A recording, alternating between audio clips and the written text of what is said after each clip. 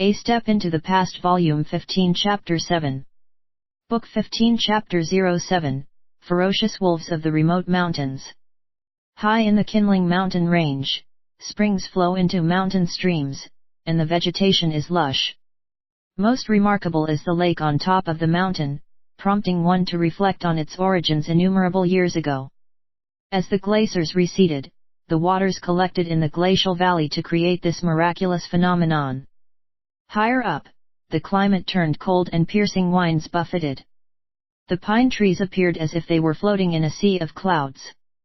Since the party has strayed countless miles from their planned route, they are well and truly lost. Their energy and determination have nonetheless increased since inflicting heavy damage on the enemy. More so, their fear of further pursuit by the enemy's potential reinforcements prompted them to enter the mountains, holding on to the hope that once they've crossed the kindling range, they would be at the Chu border. They can then decide what to do next at that point. They climbed and meandered upwards till dusk before setting up camp in a misty valley. Everyone put on their leather coats against the cold, and started getting busy. Some of the guardians cut firewood and started a fire while the rest gathered fodder for the horses. Ji Yanran, the two ladies, focused on changing Wu Da's dressing. Wu Da awoke to find that he had escaped danger and was moved to tears.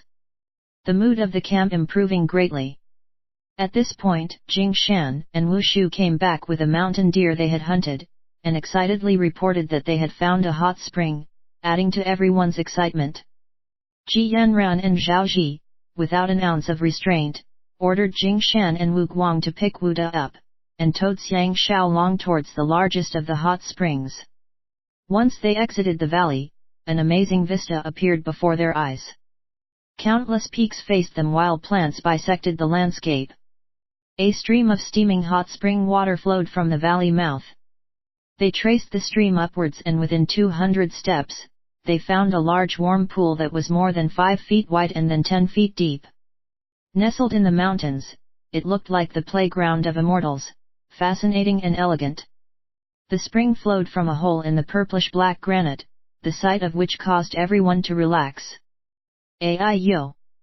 Zhao Ji, who had been testing the water, suddenly pulled back her hand. She pouted, "It's so hot, how can we bathe in it?" Wu Shu respectfully suggested, "Let your servant get a bucket. We can draw some water and wait for it to cool, after which you can use it." Ji Yanran dejectedly said, "If we cannot immerse our whole bodies, it will not be as thrilling." Xiang Xiaolong laughed, "Please do not fret, talented lady and Ji. We have been going in the wrong direction. This spring will yet bear us fruit if we go downstream. As the water is exposed to the air for a longer period, the temperature will become more suitable." The two ladies brightened immediately and led the party downstream in search of a better spot.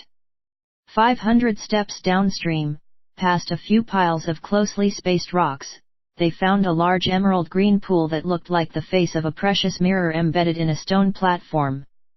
Surrounded by dense trees, waters deep and clear, temperature lower than before, the two ladies cheered. They went to test the lake water and found that Xiang Xiaolong was indeed right, the water was at a temperature suitable for humans. They were almost unable to resist jumping into the water immediately. Wu Guang, the two guardians, set Wu Da down immediately. The two ladies took off his jacket and washed his wounds in the warm spring water. Xiang Xiaolong noticed that his wounds were 70 to 80% healed and let out a sigh of relief. As long as little Da's fever recedes, he should be able to recover rapidly. Wu Da moaned in comfort as his wounds were being washed by the hot water. "The two madams, your servant feels like immersing himself into the water, is that okay?" Ji Yanran, face turning red, stood up facing Jing Shan, the two guardians, and said, "Did you hear your brother's request? Quickly come and serve him." The two young men came immediately and undressed Wu Da. Xiang Xiaolong and his wives then moved to the cliff at the far end of the pool. They leisurely sat down to enjoy the majestic mountain scenery. The spring water flowed down into a 1,000 feet deep valley that was flanked by two steep cliffs topped by towering pine and cypress trees. The misty mountains against the glow of the setting sun made for an intoxicatingly beautiful scene. The two ladies speechlessly held on to Xiang Xiaolong's two arms. Looking at the scenery, Xiang Xiaolong asked, "Is Yanran familiar with Chu's history?" Ji Yanran flashed him an angry yet charming look, and refused to reply. Xiang Xiaolong could not figure out what he had said wrong. Zhao Ji came to the rescue, saying, "Hubby dares to question Sister Yanran's learning? You deserve a beating." As Wu Da's moans of comfort floated over in the background, Xiang Xiaolong turned his head and found that even Jing Shan and Wu Guang, the two guardians, had taken off their clothes and jumped into the pool, and were signaling to him their happiness. Speechless, he laughed, "My good wife, the talented Lady Ji, please forgive your hubby's deficient speech. Please, may I ask about Chu's glorious history as well as its present condition?"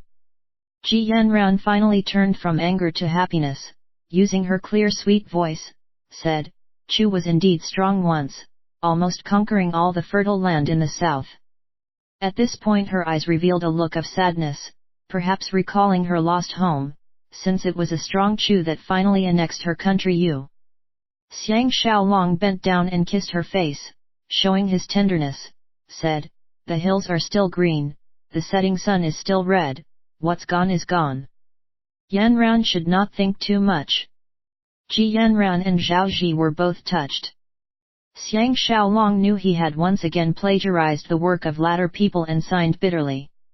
Ji Yanran said, "The hills are still green, the setting sun is still red." Such deep meaning that it causes one to lament. Who is able to express himself as deeply and as eloquently as hubby? Zhao Ji is swept by the strong currents of emotion, and gushed. Hubby sat facing the setting sun and spontaneously composed classic poetry. Ji loves you to death. Xiang Xiaolong was ashamed in his heart and diverted the conversation. Yanran has yet to explain Chu's present situation. Ji Yanran's beautiful eyes dreamily looked into the distant setting sun, speaking as if she was sleep-talking, said, "During the final years of kind Huai of Chu, Qin used Shang Yang's political reforms to strengthen itself and, using the policy of conquest with the horizontal alliance, clique of the school of diplomacy during the Warring States period, was successful for a season. Chu's vertical alliance to resist Qin proved a failure. Danyang and Lanshan counties were both forcibly conscripted, but were both defeated by Qin. The greatest setback was the ceding of 600 miles of land near the two cities Hanzhong and Shangyu. Wei also took the opportunity to attack Chu's neighboring country Zheng. It was not until Chu transformed their national policies that they began to have some victories amidst the losses. Is hubby interested in the details? Ji Yanran's exposition was clear and concise. Even though Xiang Xiaolong did not know where Danyang, Lanshan, Hanzhong and Shangyu were, he could make a guess. Nodding his head, Xiaolong said, "Since those three kids are not going to leave the pool so quickly, we should chat a bit more." Zhao Ji did not know that Wu Guang and Jing Shan were both naked in the water, couldn't help but looked over and turned her head back immediately with a blush. Xiang Xiaolong secretly mused that if it was Zhaoya or Shan Rou, they would not have been so shy and might even have joked about it. As he thought about the two women, he could not help feeling aroused. Ji Yanran continued, "After King Huai of Chu was tricked into coming to Qin and died of deprivation, Chu became even more of a failure. After King Qingxiang ascended the throne, Chu was no longer strong enough to expand northeastwards unceasingly as before. Expanding into the southwest instead, he sent the great general Zhuangjiao along the Yuan River into Dian, through Qilan, and overcoming Yelang, creating a series of vassal states that abided by Chu's rule. Leveraging Dian's resources, Chu continued to push towards the southwest, occupying large tracts of land from Ba and Chu countries, dominating territory on both sides of the river. Only now does Xiang Xiaolong begin to understand why the Chu people always had cold feet when joining with the other states to resist Qin. It was simply because they were too occupied to worry about the north. Zhao Ji asked curiously, "This should be a good thing for the people of Chu, why does Sister Yanran think that this is both a boon and a bane?" Ji Yanran replied, "It's definitely a good thing for a country to increase its territory, but this requires a large powerful military to establish and maintain. The people of Chu have been compelled by the people of Qin to shift their capital 3 times. After losing Wu and Qian counties to Qin, Zhuangjiao and the other clan lords in Chu began to behave as kings in their own rights. Dian, Yelang, Minshan, Qilan, and all the other vassal states became insubordinate. Although King Qingxiang once counterattacked Qin, wresting back 15 villages on the riverbank as a county, Chu remained in a battered state. That is why today King Xiaolai has to surrender the Na province to Qin to sue for peace, ceding half their territory and moving their capital southeast to Zhejiang. After that, though they managed to exterminate the country of Lu, they continued to lose to Qin every time they met in battle. With Qin's influence continuously increasing, Chu had to move the capital southeast yet again, this time towards Shaochun, the territory west of Qingyang falling into the palm of Great Qin. Now they can only wait at death's door like a dog panting its last breath. That is why whenever Li Yuan talks to me about his plans to revive Chu, I can't even accept half a sentence he says. Zhao Ji said, Li Yuan is so muddle-headed that he didn't realize that Sister Yanran dislikes the Chu people most of all. Ji Yanran replied, you can't really say that either. Although there is some regret for the loss of my country, large countries have been swallowing smaller ones for the past few hundred years. No matter how the conquered countries argue against it, Chu is able to rise to the top because of its size, unifying more than half of the southeastern territories. It has also had the most profound and long-lasting influence on the civilizations in the Central Plains, especially after absorbing my country Yu, when its influence extended to the lower reaches of the Huai River, Si, the South China Sea and other lands.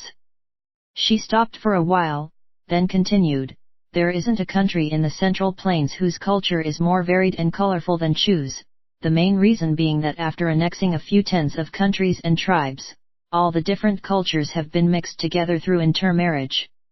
However, this is actually a political burden. Even though Chu has the largest territory and influence amongst the nations, King Xiaolai is oftentimes unable to do as he pleases. Chu may seem be revived and swaggering in the matter of wresting Qin, but this belies unspeakable difficulties in the background. This really shows that an evening of conversation with his beloved is better than 10 years of study. Xiang Xiaolong's understanding has now extended to the whole of the presently non-existent China. Thinking that the future Qin Shi Huang of Xiaopan will unify so many different countries, cultures, ethnic groups, and talents under his banner, moving the distant heavens and broad earth, and thinking that he himself created this Qin Shi Huang, Xiang Xiaolong began to have an on-top-of-the-world feeling. Amidst the sound of whistling, the 3 guardians including Wuta had stopped bathing and were lighting a fire for them to replace the light from the fading twilight. The 2 ladies jumped up happily. Wuta looked like someone born again, with a radiant glowing face, able to leave with just a supporting arm. This caused Xiang Xiaolong to click his tongue in surprise. The hot spring now belonged to Xiang Xiaolong and his wives. Looking at the 2 ladies remove their coats and open their belts, Xiang Xiaolong became aroused, following them into the steamy water. Climbing high and going low, uphill and downhill. After walking in the Kinling Range for 5 days, everyone finally realized that they were lost. Even though the Kinling Range presented a majestic and mysterious mountain scene, they had lost the desire to enjoy themselves. This was especially so with wild wolves howling near and far, as if they were continuously spying on the party, causing them to sleep uneasily. The only good news was Wu Da's gradual recovery such that he was able to move on his own, greatly reducing everyone's physical and psychological burden. Xiang Xiaolong has a lot of experience in route marching and is able to navigate using the sun, moon, and stars. Heading southeast, he calmed down a little, knowing that the day they crossed the Kinling Mountains, they would be somewhere on the Chu border. Over the next 2 days, after losing another 2 war horses to the ravines, the terrain began to slope downwards with the climate getting warmer. They can no longer see the soul-freezing ancient glacier. The treetops were now also free of snow, improving everyone's mood. That night, they set up camp on a tableland beside a mountain. After dinner, everyone except the assigned sentries hid in their tents. With no incidents on the mountain, Xiang Xiaolong relaxed and took to the two ladies like fish to water, feeling not the least bit lonesome. While Ji Yanran is romantic and passionate when alone with Xiang Xiaolong, she is very aloof in front of his other wives and maids, much less when living in the same room. Nonetheless, under the exceptional circumstances, and also because she had grown closer to Zhao Ji, she released herself to enjoy the proximity of being wrapped in a tent, treating Xiang Xiaolong to amorous pleasures. While they were about to sleep in each other's arms, Zhao Ji remarked, "Why is the wolf pack howling especially ferociously tonight?" Xiang Xiaolong turned his ear and listened carefully, realizing that the wolf's howling was concentrated below the slope to the south. While this raised his curiosity, leaving the warm sleeping pad and the touch of his beautiful wives in the tent was too much to ask. Laughing, he replied, "Maybe it's because they know that the two smoothest, most tender-fleshed and tasty women hidden here are about to leave them, so they decided to organize a sending-off party." The two ladies took the opportunity to be petulant and bunched up with him, putting up all kinds of X-rated scenes. While they were at their busiest, a human shout was heard amidst the wolves' howls, causing a burst of frantic movement. Xiang Xiaolong jumped up and hurriedly rushed out while urging both ladies to remain in the tent. The two ladies wanted to follow, but regretted they were powerless and hence remained obediently. As Xiang Xiaolong threw himself out of the tent, all the men had also emerged from their tents. Xiang Xiaolong instructed all except 5 men to remain guarding the camp. Clutching a torch, together with his 5 most capable men, Jing Shan, Jing Qi, Wu Guang, Wu Yan, and Wu Shu, he rushed towards the sound of the human voice. After climbing over a mountain top, everyone readied their crossbows and went down the long slope together. The wretched bugle of the howling wolves became clearer, indicating that the wolf pack was about to attack their target. They had not reached the bottom of the 300 feet long slope when 10 overwolves caught their scent and rushed over. Rushing at full speed, it seemed as if more than 10 sets of electric bulbs were coming at them. The ghastly sets of white teeth and flaming green eyes horrified them. 6 crossbow bolts were released. 6 of the wild wolves were hit and fell into the valley at the bottom of the slope with a miserable hiss. The remaining 10 odd wolves fearlessly rushed them. There wasn't enough time to reload the crossbows. Everyone drew their swords and dashed headlong into the wolf pack. Fresh blood splashed and the wild wolves cried miserably. The wild wolves were extremely quick-witted. Thankfully all 6 men were highly talented, occupying strategic locations. They still found it hard to cope nonetheless. Xiang Xiaolong had just cleaved one of the wild wolves when another wolf followed by jumping up, aiming to bite his throat. Xiang Xiaolong let out a roar and kicked out his right leg towards the pit of the vicious wolf's stomach. The alert wolf responded by lowering its head and biting his boot. Thankfully, his sword was able to circle to the wolf's eyes, prompting the wolf to hiss and retreat. However, there were 2 fresh tooth marks on his boot, showing the sharpness of the wolf's teeth. Jing Shan and Jing Qi were both accustomed to hunting and understood the situation best. They were not only fearless, but rushed forward with a shout, slashing with their swords and kicking with their legs. They used their superior ground to press their advantage while brandishing their torches, forcing the newly arrived wolves back. With an exclamation, Wu Guang was pushed to the ground by a wolf that rushed him from the side. This youngster who has always believed himself to be stronger than others unleashed his aggression and threw the entire wolf down the slope into a pile of rocks. His sleeves were nonetheless ripped open and fresh blood flowed down.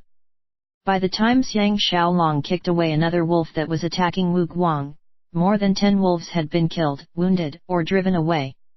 Taking a look around, he found that aside from Jing Shan, all the rest had been injured with bites or claw marks. He couldn't help but be shocked at the ferocity and heroism of the wolves. As the howl of the wolves had decreased noticeably, they heard a faint whoop from the bottom of the slope. Everyone was surprised at running into another human being in such a deep and remote mountain range. Their curiosity and sympathy aroused, they disregarded the violent wolves, formed up their ranks, loaded their crossbows and rushed downhill. The terrain at the bottom of the slope was flat and level, surrounded by mountains. Close to 100 hungry wolves had gathered at the eastern end, endlessly rushing up the rocky slope. At the top of the slope was a nearly extinguished fire. They could only hear the sound of voices in the shadow of the fire, but could not see any of the people. The hungry wolves, seeing a rush of people approaching, spread out in caution. Those that rushed over were all shot by the crossbows. This time the party had learned its lesson. Half the men kept the wolves at bay with the torches while the other half continuously loaded and fired their crossbows. The hungry wolves dropped one by one. When Jing Shan and Jing Qi reached the short rocky slope, the wolf pack had already dispersed into the distance, not daring to approach again. Nonetheless, Jing Shan and the rest's killing spirit had been aroused and they continued to pursue and shoot down the wolves, giving vent to their earlier resentment. Xiang Xiaolong knew that the wolf pack was now afraid, and so let down his guard. Facing upwards, he shouted, "Who is the friend up there? Is anyone injured?" One person appeared at the top of the slope, fist in palm, replying, "Many thanks to all the heroes' assistance and kindness. 3 of us have been bitten by the wolves, but we are not in any danger.